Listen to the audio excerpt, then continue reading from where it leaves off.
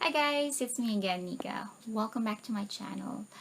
So yon, today we're gonna talk about a very good stuff.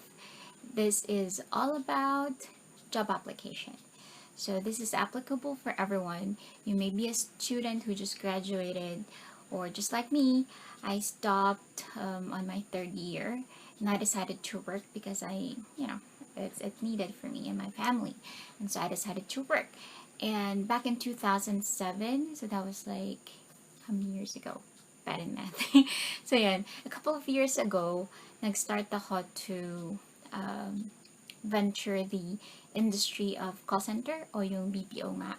And I would say na it has been really a bread and butter for me and my mom that time because I was still single at that time. I thought I was like 20-ish that time. So yun, this vlog guys is going to talk about important facts or important things. I listed 6 right here for every one of you who are probably just curious or baka naman you really need these steps para mag-start ka, you know. So please keep on watching, and also please don't forget to like my channel or this video rather, as well as subscribe to my channel para at pa-click na rin nung bell notification sa baba in order for you to be notified every time that I have uploaded new videos. So thanks for watching guys. Alright, so just like what I mentioned, I've listed 6 things that served as my guidance when I started in the call center industry. So for you, I've listed them down, and the first one is ask yourself. So you probably would say, Nika, bakit yun yung first step mo eh? Kaya nga ako nanonood ng vlog mo is because I know I want this job. I know na gusto ko mag-apply kasi ito yung gusto ko. But then again, the reason why I put this on my first list is because I want you to really analyze and answer yourself. Once you ask yourself, is this really for you? Why did I put that? Why do you have to ask yourself? It is because this job is definitely not an easy job. So it's not an easy walk in the park or in, pag pinasok mo, you may not encounter any challenges. As they say, yung iba parang sasabi na, oh, sa call center lang siya nagtatrabaho. No, I can attest to that because I've worked in this industry for more than 10 years. It's not easy. So yun, if the answer to your question is yes, decided ka to join or to have this kind of job, then go ahead and listen further to this video. Okay? And the second thing is research. I know guys, you may probably be a millennial or someone who, who always uses the internet as a tool for you to gain more knowledge. That's good, and that's definitely needed. Nowadays, talagang kailangan natin gumamit ng Google. So yun, research tayo guys. Let's say for instance that you found a company that you want to work for. Of course, there are a lot of platforms where you can find jobs. One example in the Philippines would be Job Street, I believe.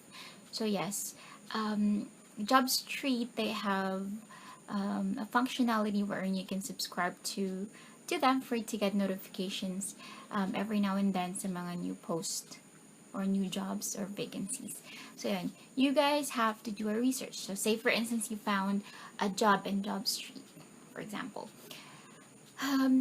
Wag agad sabak ng sabak. It's my number 1 tip. It's because if you are really a serious applicant, your employer would know that. Once you get to the interview portion, they would know na, ito palang taong to ay serious about applying to this job. So you really have to do a research, and that's putting an effort in doing so, right? So how do you research? Let's say a company, let's just put the example, let's just use the example as my previous company na lang.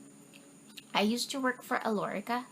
It's a BPO company nearby dito sa Lapa, Batangas. And yes, so all I have to do is just, research about. It's good if you've already talked to the HR. Sorry, it's good if you already talked to the hiring personnel about the job that you are going to be applying for. However, it's best to read on the post if you haven't talked to the HR yet. So let's say you found the job in JobStreet. Read through it, and if it says that they're looking for a customer service representative, type in customer service representative on Google, okay, and search for that term. What does a customer service representative do? What are the jobs, the duties and responsibilities of a customer service representative? That's that simple. Once you do so, there are a lot of things that you can see there. For instance, supporting customers over the phone.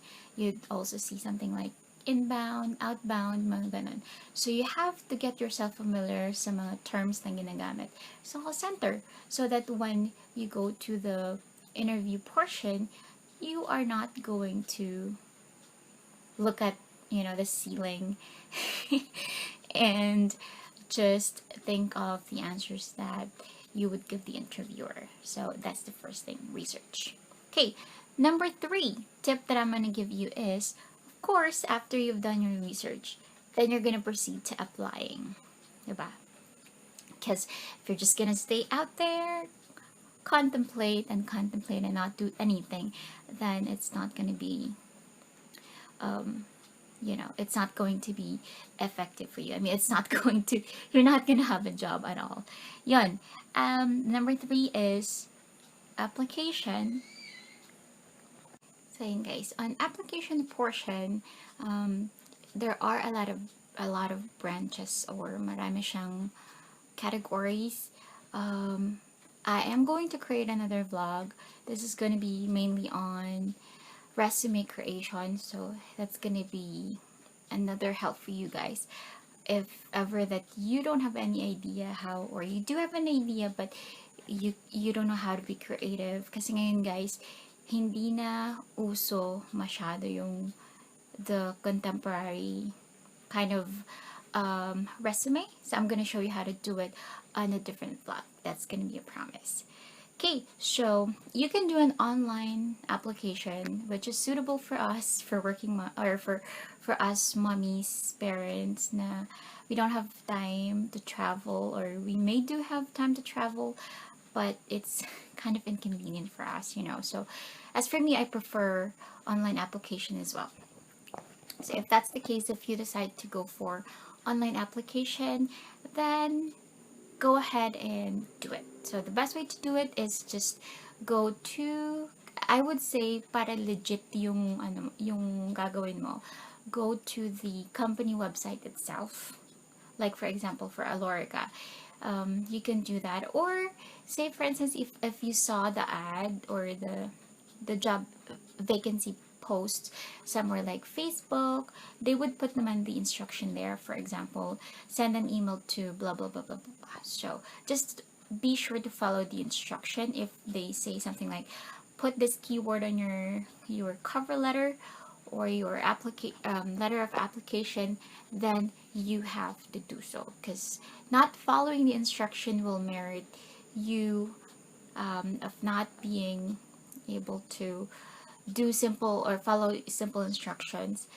So pagdating doon, diba, parang it's gonna create a negative impact for you. Okay, or you can do a physical kind of application or interview wherein you get to dress up, prepare for physical, for outfits and stuff like that. If it's gonna be online, don't think that it is totally different from a physical interview, because online application also requires you to be prepared physically. So most of the time, if you're working online, they'd ask for a video call conference interview, wherein it's like talking to the person as well physically. It's just that they just get to see you by the video and get to hear you as well, answer questions, stuff like that. So yep, those are the 2 things that you have to consider if you prefer an online interview or a physical interview. So just so you know that if you are going to do a physical interview, there's a lot of factors that you have to consider, such as time. You have to ensure that you prepare for the exact amount of time that you need in order for you to be at the place of the interview, and then make sure that you're dressed up properly, not to overdo your makeup, your perfume, and stuff like that. There are also some articles or blogs that you can read online about that, so you can do some reading as well. Um, of course, the next one is going to be nail it. So if you're going to be on the interview already, say online interview, you have to make sure that you are going to show confidence. So it doesn't necessarily mean that you have to have that kind of accent like Americans. If you are applying for a call center job, you just have to be understandable, and you have to be able to deliver yourself clearly, as well as you have to have the listening skills. So it's not enough that you just know how to speak, but you also have to know how to listen. Okay, so if the interviewer would say, tell me about yourself, you don't want to say something like, so I'm Nika, I'm 32, I'm a mom. You just don't want to say something like that, because those information are already written on your resume. Say something that would create an impact or interest, to your employer or your prospective employer. Let's say, for example, they say, they ask you that question, tell me about yourself. What I typically say is, my friends call me Nika. I sometimes insert my age. So I'm 32. I'm a mom of two. My passion is to do this and that.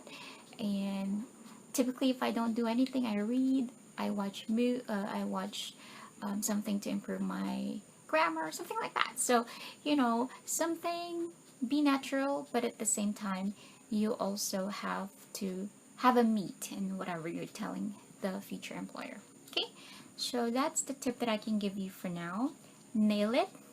Those are the general things that I can give you.